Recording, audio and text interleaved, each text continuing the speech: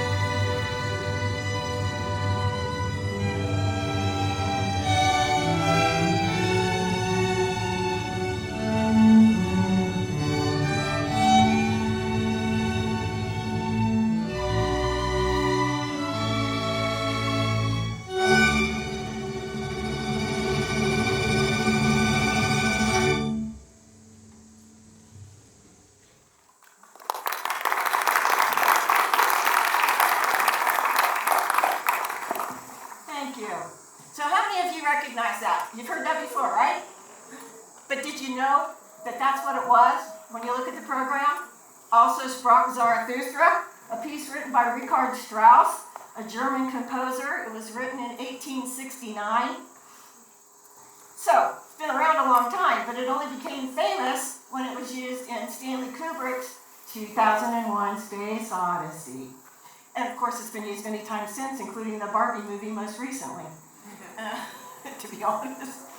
So, you might wonder why we played that, but now I told you, but you might wonder why the Blue Danube Waltz is there. But that's because that was also used in 2001 A Space Odyssey. Stanley Kubrick, he actually hired a film composer to write the music for 2001 Space Odyssey. But, I won't say this exactly, I'll paraphrase. He said, why would we do that when there's so much good music out there? Film composers, they're not Beethoven, they're not Mozart, they're not Brahms. So why should we do that when there's such great symphonic music out there already to use? So even though they hired the composer, he did not use his music. He used all and only classical music in that movie. How many of you saw that movie? Yeah. It was a pretty weird movie at the time, it's had some, but it's considered a sci-fi space classic, at this point in time. But he only wanted to use classical music. Unfortunately, he didn't tell the composer that they had hired to write the score, so he did not even know that his music was not used until he attended the premiere of the movie. Bad on Kubrick, but whatever. But, he felt there was such good music out there already, plus it helped him edit it better and easier. He already had the music. He put the music to the movie. And he believed that everything in nature revolves, goes around. The earth revolves. Everything's round. The planets are round. So that is why he chose the Blue Danube Waltz, because a waltz is danced in a circle. And it's in many, many places through the movie. If you remember the movie, all the weightless scenes of the pens floating in air, the spaceship as it was going, everything's turning and turning. So Blue Danube was used quite a bit in this movie. Here's the Blue Danube Waltz by Johann Strauss, no relation to Richard Strauss, the first composer.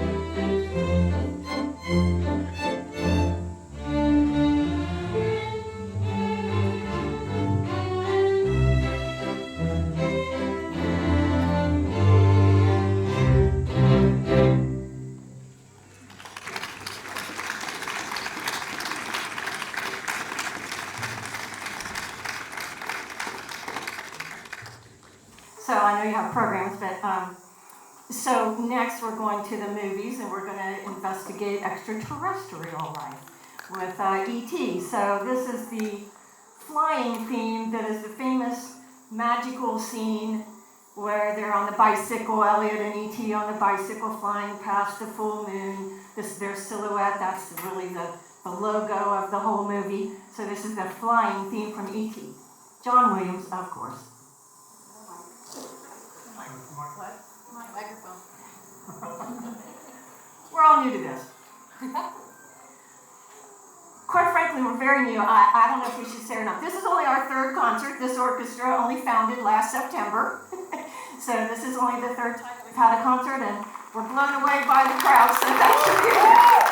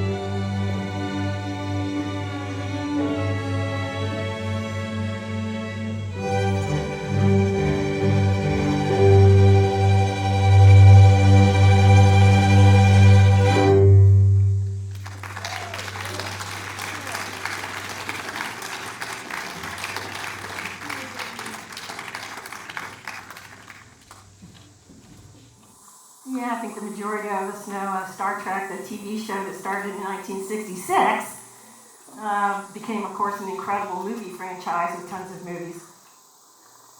I will say, Gene Roddenberry, who developed Star Trek, he insisted that his name be on this music. So he wrote lyrics. I don't know if anybody knows the lyrics, but he insisted that he was listed on the music so he would get, I'm not kidding, the proceeds from the music. Our man. It's really true. So, this one. Space, the final frontier. Yeah. To boldly go where no man has gone before.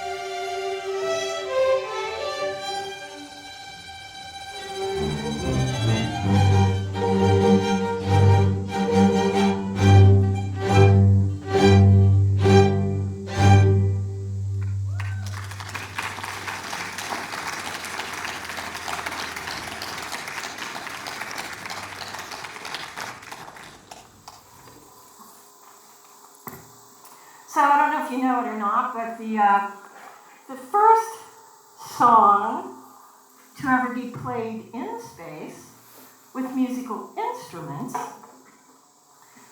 was in 1965. And the astronauts had to smuggle the instruments onto the spacecraft. They had planned a prank UFO sighting. And it was on December the 16th.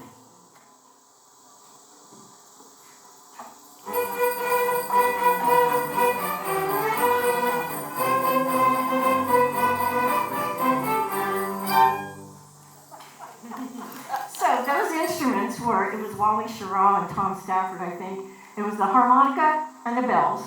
And those two instruments are in the Smithsonian Institute. So next we have Jupiter. The British composer Gustav Holst was born in 1874. He wrote a lot of music about the countryside, things like that. He wrote a lot of beautiful music. But he met, and this is sort of a dirty word around here, an astrologist. He became really good friends with an astrologist when he was about 30 years old. And he got hooked on it. He called it his pet vice that he had the entire rest of his life. He wrote charts for people and all sorts of things like that.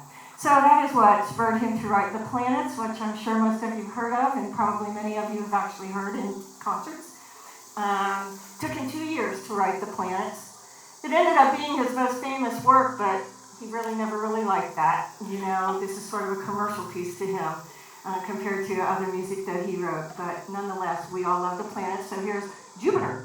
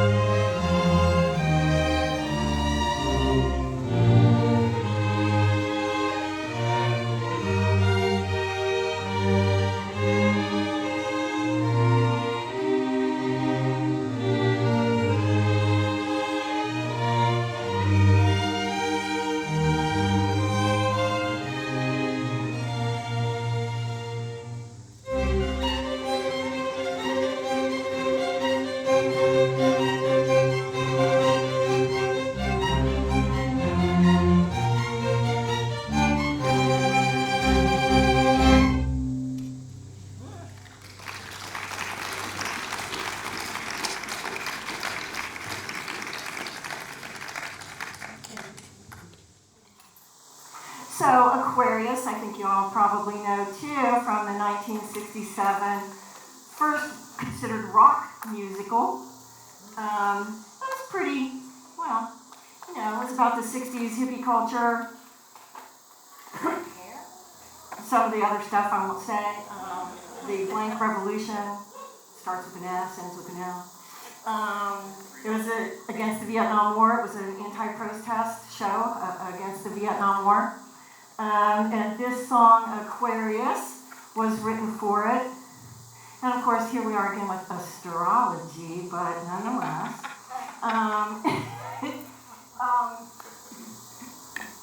You know, it won the best record of the year in 1969, because The Fifth Dimension did this song.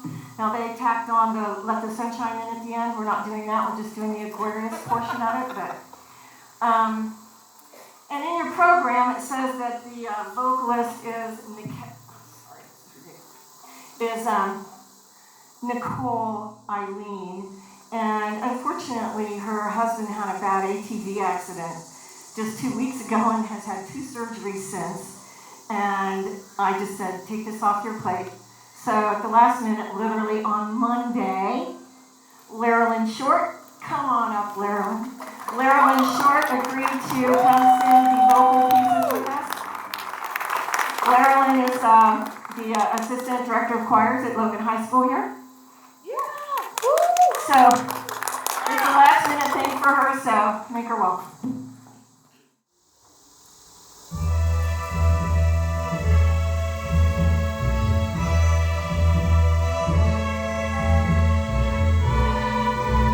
Thank you.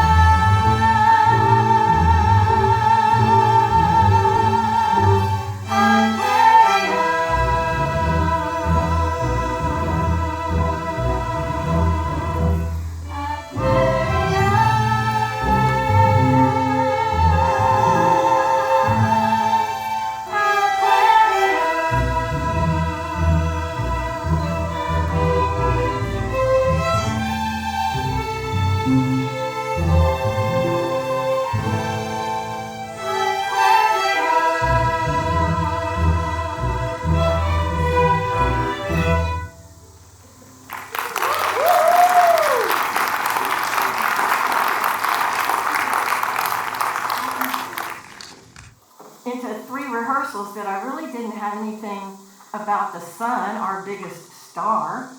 So the first thing I thought of was Here Comes the Sun. This is the #1 Beatles song on Spotify. It was written by George Harrison, 1967, I think. He was playing hooky from an Apple meeting that he was supposed to go to. He hated all the business stuff, signing contracts and all this stuff. And it was after a really long, hard winter. He'd had a tough personal life in the winter. The winter itself was not good. So he played hooky and went over to Eric Clapton's house. And he got his guitar out and he sat out in Eric Clapton's garden and he wrote Here Comes the Sun on a beautiful spring day in about 30 minutes.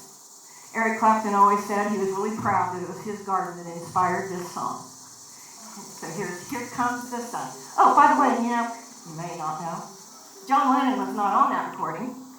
John Lennon had a car wreck just before they were scheduled and it was booked. You gotta go. When the studio's ready, you gotta go. So John Lennon is not on this particular song.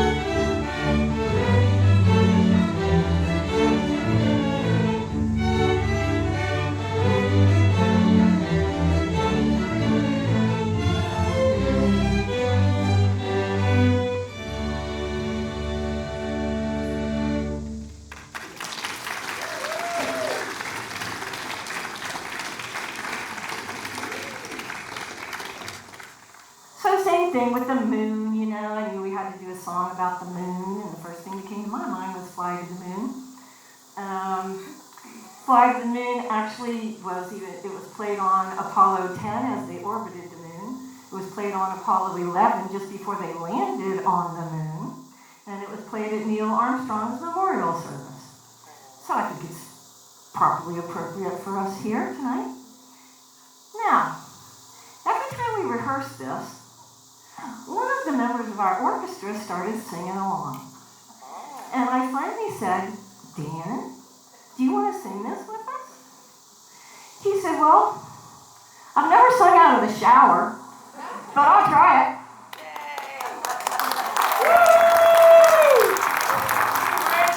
So Dan Scose is our second violinist, a treasurer on our board, a retired attorney from here in Hocking County. And for the first time out of the shower, he's going to sing a duet with Marilyn on Fly Me to the Moon. So treat him nicely.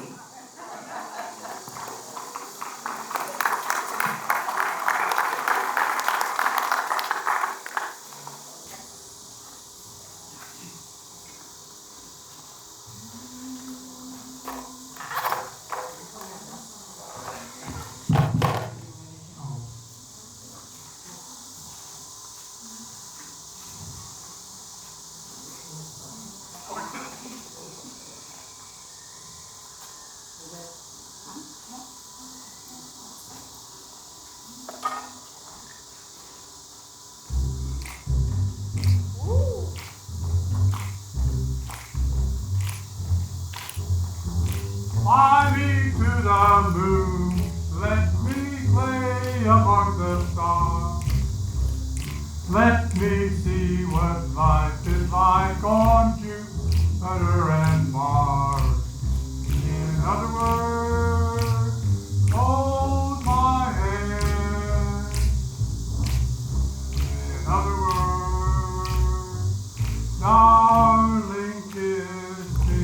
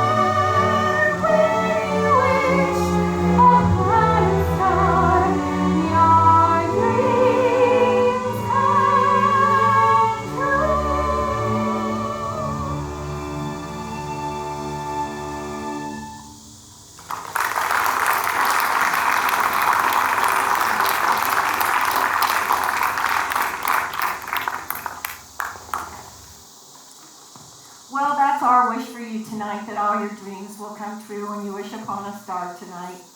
We hope you've enjoyed the program. Please check us out on social media. If you like the concert, you'd like to see it again, we'd like to consider making this an annual event. Not in the middle of August, though. It'll be June or September. Harvest moon. Harvest moon. Anything but this. So thanks for coming. I mean, honestly, I'm surprised. It's so darn hot out there, but now it's cooling off. It's cool now. We're in the shade now, but we really appreciate your being here. Please check us out. We have a holiday concert November 30th. That'll be downtown at the Logan Theater, and that'll be great. I won't give you any spoiler alerts just yet, but it's gonna be good. All right. So